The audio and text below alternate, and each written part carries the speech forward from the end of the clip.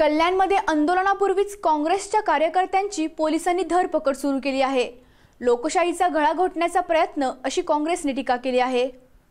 काँग्रेस उपाध्यक्ष राहुल गांधी यांना काल मध्य प्रदेशात पोलिसांनी अटक केली होती। या अटकेच्या निषेधार्थ आज कल्याणमध्ये काँग्रेसच्या वतीने आंदोलन केले जाणार होते। मात्र आंदोलनाची कुणकुण लागताच पोलिसांनी काँग्रेसच्या महत्त्वाचे कार्यकर्ते आणि पदाधिकाऱ्यांची धरपकड सुरू केली।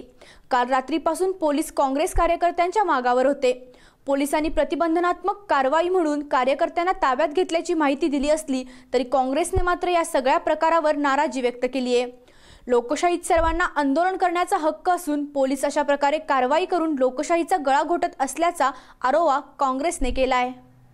मानण्यात आलं त्यांच्या कुटुंबियांना भेटायला जात असताना मध्य प्रदेश पोलिसांनी त्यांना स्थानबद्ध केलं होतं, अटक केली होती। त्या संदर्भात निषेध म्हणून काँग्रेस पक्षातर्फे एक आंदोलन किंवा मोर्चा काढण्याचा प्रयत्न सुरू होता, पण त्या अगोदरच पोलिसांनी काँग्रेसचे कार्यकर्ते किंवा काँग्रेसचे पदाधिकारी यांना पोलीस स्टेशनमध्ये सकाळपासून बसून ते आंदोलन किंवा तो मोर्चा रोखण्यासाठी त्यांनी प्रयत्न केले। खऱ्या अर्थाने ही लोकशाहीची हत्या आहे। या देशामध्ये हिटलरशाहीच्या माध्यमातून ठोकशाही चालू आहे। लोकशाही आता या देशामध्ये कुठेही दिसत नाही।